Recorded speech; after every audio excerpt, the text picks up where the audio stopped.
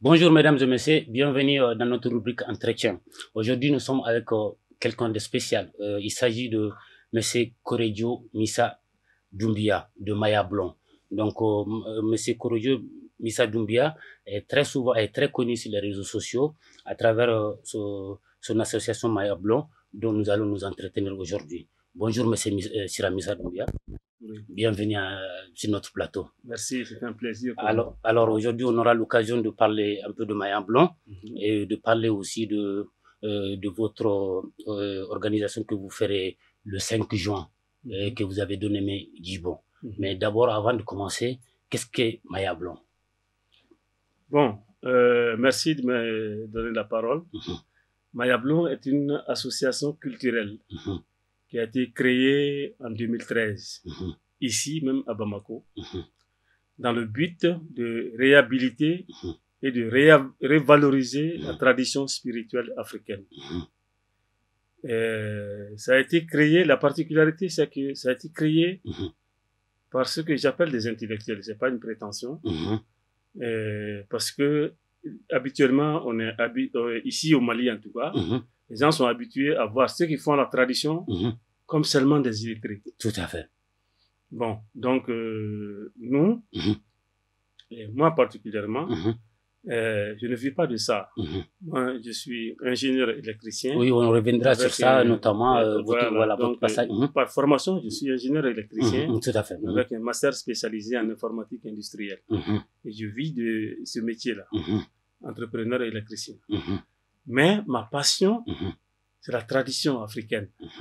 Et j'ai décidé de consacrer une grande partie de mon temps à réhabiliter, revaloriser les traditions africaines pour que les gens qui vont venir après nous puissent avoir des supports documentés, puissent avoir des explications claires et rationnelles sur nos traditions. D'accord. Mais qu'est-ce que vous entendez par tradition africaine? La tradition est tout ce que nos ancêtres ont fait de bon, de bien, et qui a été stratifié dans le temps. C'est ça la tradition. Et tous les bons comportements. Par exemple, quand toi tu te lèves, on dit, chez nous, quand on se lève, on dit bonjour aux parents. Ça, c'est la tradition chez nous. Tout à fait. Et donc, tout ce qui est bon, qui a été répété de génération en génération, qui a été stratifié dans le temps. Qui a fait progresser les sociétés africaines. Et vous faites bien de poser la question, parce que les gens confondent la tradition et la culture. Tout à fait. Et même chez nous, pas seulement au Mali, vous vous promenez partout en Afrique, vous allez poser des questions, même à des ministres de la culture. Qu'est-ce que c'est que la culture? Ils ne seront pas capables de répondre. D'accord, pourquoi? Parce que les gens confondent la culture avec les systèmes de valeurs. Voyez-vous, quand on dit culture ici au Mali, là, on pense au folklore, la danse, les choses. Et ce sont ces choses-là, ces choses folkloriques qu'ils valorisent et qu'ils financent. Mais tout ce qui est vrai culture vers tradition, ils ne financent pas. D'accord. La culture, c'est la fille de la tradition. C'est la fille de la tradition. Oui. Ok, allez-y. La culture, c'est la fille de la tradition, c'est-à-dire que tout ce que... C'est-à-dire c'est les nouvelles choses auxquelles la tradition n'a pas trouvé de réponse. Là intervient la culture. D'accord. Donc c'est l'innovation dans la tradition. C'est ça, la culture. Je vais vous donner des exemples pour concrétiser. Moi, je suis Donso, chasseur. Quand la chasse a commencé chez nous, on avait des flèches et des arcs. C'est pour ça qu'on dit que Mandé est fondé sur l'arc et les flèches. Kalani et Tony Kala. Mandé sigira Tony Kala. Donc, ça veut dire que c'est l'arc et la flèche. C'est avec ça qu'on chassait. Bon, en ce moment, il y avait beaucoup de gibier. Et quand on tuait une antilope, les familles n'étaient pas grandes, 15 personnes. Bon, une antilope, ça peut nourrir la famille pendant une semaine, 10 jours. Tout à fait. Bon, après, les familles ont grandi. Et puis, les animaux aussi sont devenus plus intelligents. Donc, avec la flèche, là, ça devenait difficile. Donc, au lieu d'en tuer une tous les 10 jours, tu pouvais faire un mois sans en trouver. C'est pour ça, les gens, ils ont été obligés de réformer le système de chasse. D'innover. Donc, ils ont créé une arme plus puissante, plus rapide que la flèche, qui est devenue le fusil. D'accord. Et le fusil, donc c'était là, le passage de la flèche au fusil, ça c'est la culture. Mais la tradition, c'est de chasser, tuer les animaux. Voilà. Donc la culture, c'est la fille, c'est pour ça que je dis la culture, c'est la fille de la tradition. De la tradition, tout à fait. Est-ce que nos ministères répondent à ça? C'est-à-dire qu'adapter nos choses anciennes au contexte de la vie moderne. De la vie moderne, exactement. D'accord. Mais maintenant, l'objectif même de la tradition, de la culture, ben est-ce que c'est le soubassement de la culture et de la religion africaine, de la tradition africaine, est-ce que le soubassement n'est pas la religion? Le soubassement de quoi? La culture avec la tradition. Oui. Oui. C'est pas seulement chez nous, chez tous les peuples. Le soubassement de la religion, c'est la vision du monde. Comment est-ce que nos ancêtres ont vu le monde? Vous savez que à l'origine de l'humanité, personne n'était là. Nous, on n'était pas là. Nos pères n'étaient pas là. Nos grands-pères n'étaient pas là. Tout à fait. Nos arrière-grands-pères n'étaient pas là. Tout à fait. Donc, quand on remonte, on ne sait pas. Personne n'était là. Donc, chaque peuple s'est posé des questions. D'où vient ce monde-là? Pourquoi nous sommes sur Terre? Et les questions existentielles. Voilà. Et quand on va mourir, où est-ce qu'on va partir? Ce sont des questions existentielles que les ancêtres se sont posées. Et chaque peuple a trouvé des réponses en fonction de son environnement. Tout à fait.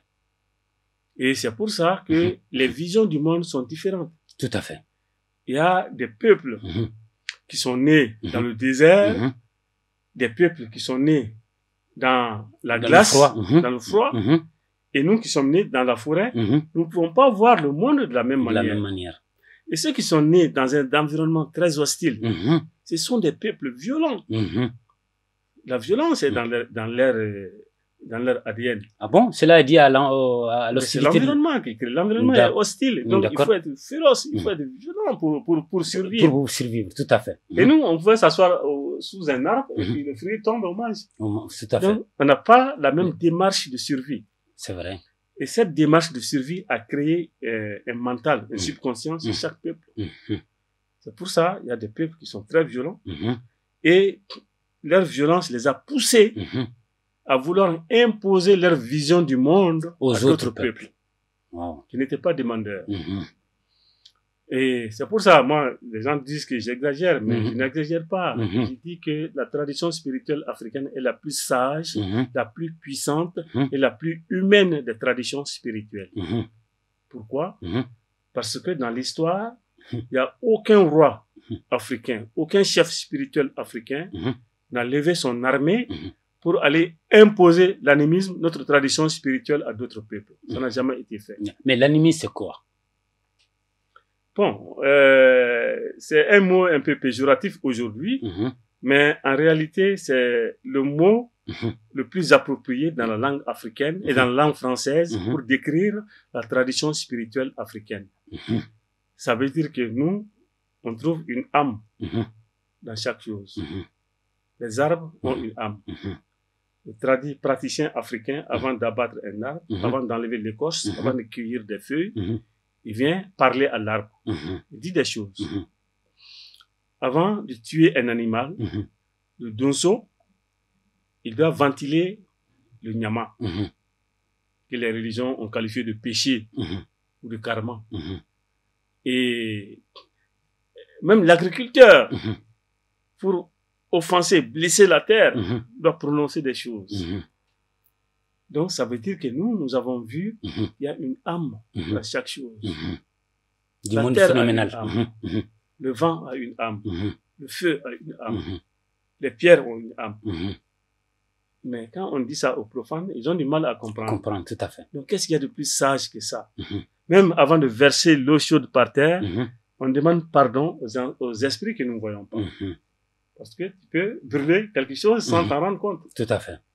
Voilà la sagesse de la tradition spirituelle africaine. Que vous appelez l'animisme. Voilà, que les gens appellent communément animisme. Moi aussi, je suis d'accord avec le mot animisme. D'accord. Même si ce mot a été introduit la première fois par un anthropologue français. Français, oui, c'est vrai. Et ce qui fait que les gens disent que oh, bon, c'est un mot péjoratif.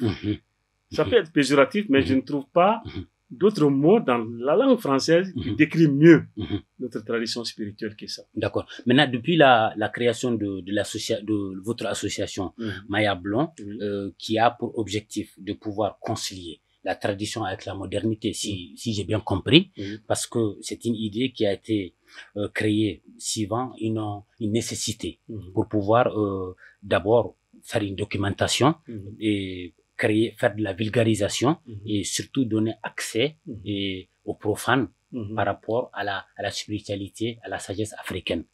Alors, l'objectif depuis la création jusqu'à aujourd'hui, qu'est-ce que vous avez entrepris dans ce sens-là? Là, je suis très heureux de vous dire que nous sommes malheureusement dans un pays qui ne comprend pas la démarche de Maya Blon. Maya Blon est une association qui veut vraiment revaloriser, réhabiliter les bonnes traditions africaines. Mais malheureusement, on n'a aucun soutien officiel. Et chaque fois qu'on organise des événements, nous sollicitons tous les ministères concernés. Mais aucun ne répond. Aucun de nos ministères. Et ils ont créé un ministère soi-disant des affaires religieuses et du culte. Mais moi, je dis que ce ministère, c'est le ministère des affaires musulmanes et des chrétiens. Parce que ce ministère ne s'est jamais intéressé à la tradition spirituelle africaine. Tout à fait. Nous, on organise 2 événements par an. Maya Blon organise 2 événements par an. Il y a l'événement de décembre, qu'on appelle Maya Sira. Maya Sira. Maya Sira, c'est le pèlerinage traditionnel. Les gens pensent que le pèlerinage, c'est seulement aller à la Mecque ou au Vatican. Mais ça, c'est une aberration. Avant la Mecque, avant le Vatican, il y avait le pèlerinage traditionnel chez nous, ici au Mandi. D'accord. Et qu'est-ce que vous entendez par pèlerinage? On appelait ça Mabato. Mabato. Voilà, le pèlerinage traditionnel. Ça existait ici. Donc, Maya Blon, le succès de Maya Blon, c'est que malgré qu'il n'y a aucun soutien officiel, les gens prennent des billets d'avion des États-Unis, de la France, de la Suisse, de beaucoup de pays d'Africains pour venir ici, au Mandé, pour faire le pèlerinage. C'est extraordinaire. C'est extraordinaire. Une petite association comme nous sommes arrivés à faire ça.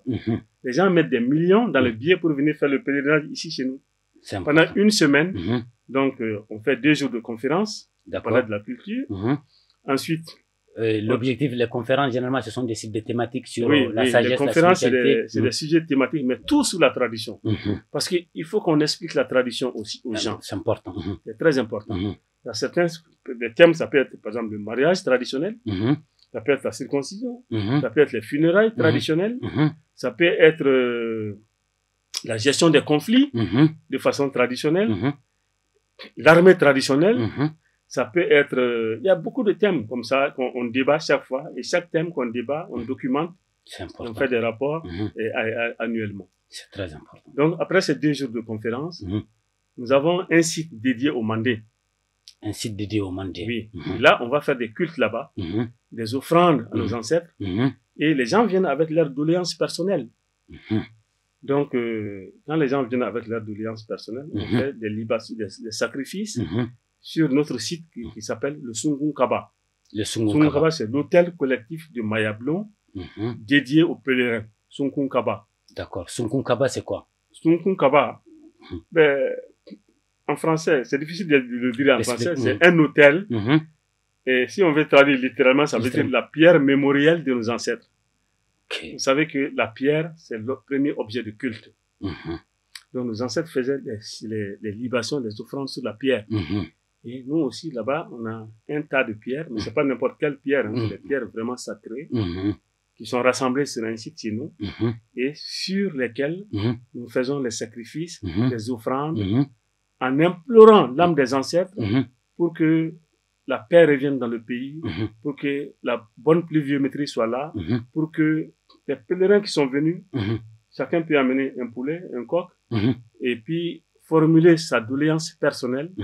Et il y a le sacrificateur qui est là, le Murkalatigi. Et il prend le poulet, il fait le sacrifice en demandant l'intercession des ancêtres pour la résolution du problème de l'intéressé. D'accord. Donc, on fait une journée sur ça.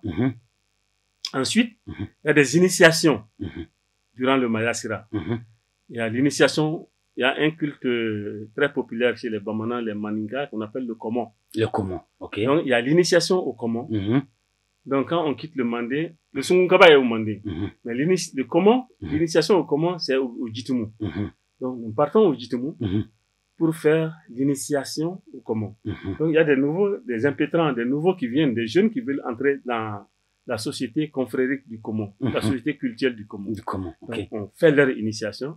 Les anciens initiés qui sont là, ils font le rituel annuel, l'offrande annuelle au Komo. Et donc, le Komo, c'est qui? C'est quoi? Le Komo, c'est un culte. C'est un culte, ok. Voilà, c'est une société culturelle. C'est la société culturelle la plus populaire du Mali. Du Mali, ok. Voilà. D'accord. Du Mali, de la Guinée, et tout l'ancien Mandé. D'accord. Voilà. Donc, c'est ça le Komo. On fait une journée de ça.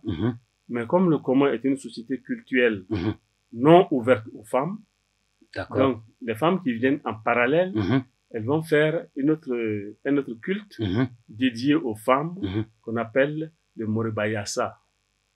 D'accord. Donc, les femmes aussi ont leur société culturelle qui est fermée aux hommes. D'accord.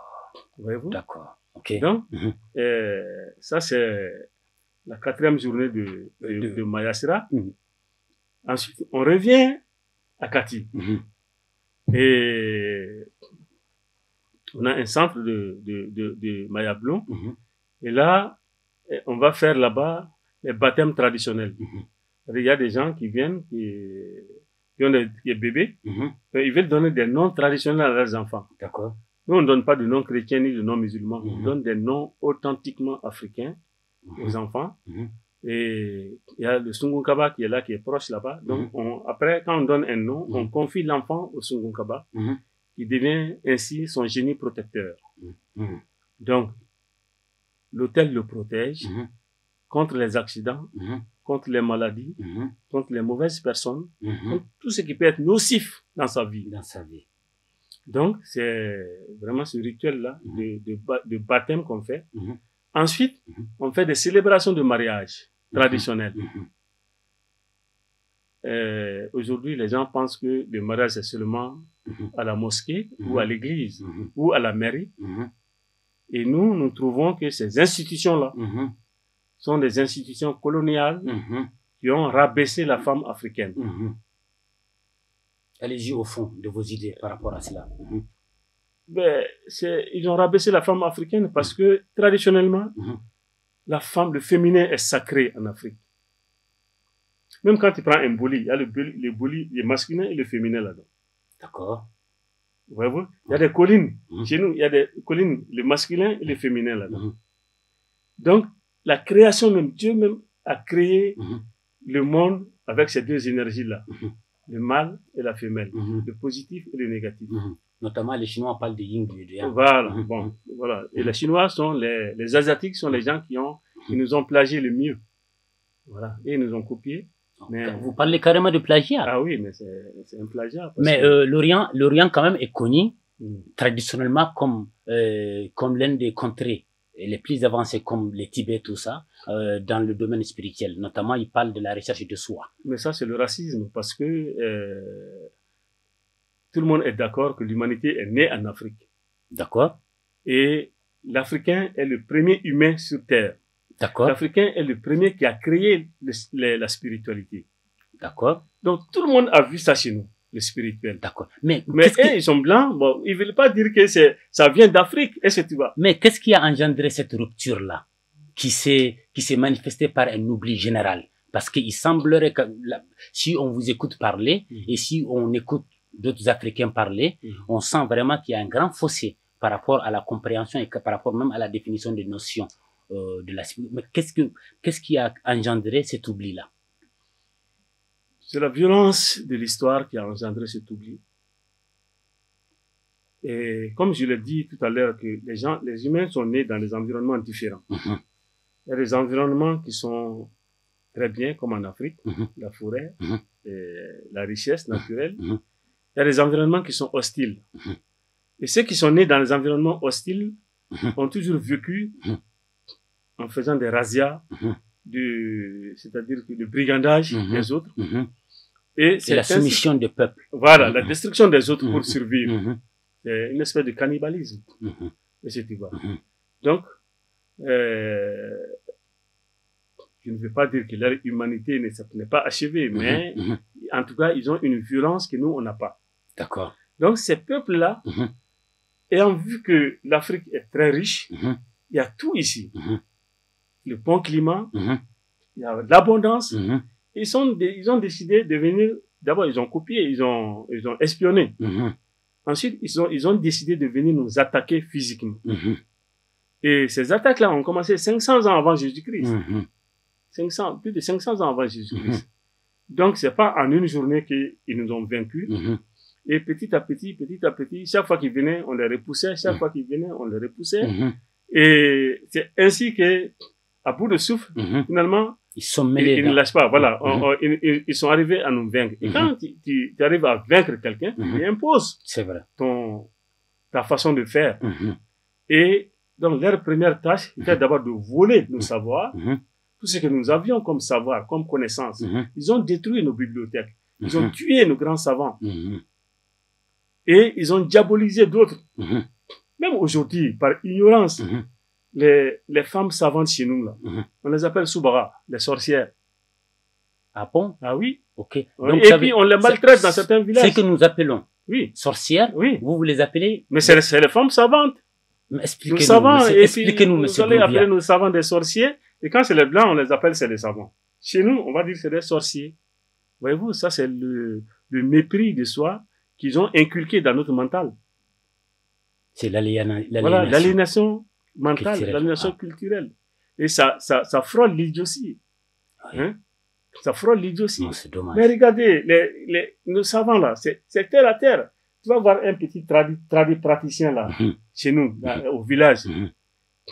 Tu amènes avec ta maladie. Il te diagnostique. Il va te prescrire la plante que tu dois faire bouillir, boire, traiter ta maladie. Ensuite, il va encore tracer dans le sable. Qu'est-ce qui a provoqué la maladie? Mais ça, c'est un savant. C'est un savant. Tu vas voir les médecins, un médecin bac plus 25, qu'est-ce qu'il connaît? Il va prendre un papier, il va remplir souvent avec des médicaments qui se contredisent. Et il ne connaît que ça. Tout à fait. Donc, il fait la mécanique médicale occidentale. Tout à fait. Tu vas prendre un pharmacien. Qu'est-ce que le pharmacien connaît chez nous? Il a fait le bac plus 6 ans d'études, mais il va s'asseoir dans une boutique juste pour présenter des boîtes. Wow. Il ne peut pas concevoir un seul médicament pour traiter le palu ou bien la démangeaison. Est-ce que ça, c'est l'étude? Non, c'est pas éthique. Bon, pourtant, ceux qui ont cette connaissance-là, on les traite de sorciers, ils sont méprisés. Et ces pharmaciens ont encore le culot de dire que les produits traditionnels ne doivent pas être vendus en pharmacie. C'est catastrophique. Mais ça, c'est le mépris de soi, c'est l'ignorance à l'extrême. Donc nous, on tue nos savants et on met les savants des autres devant. Voyez-vous?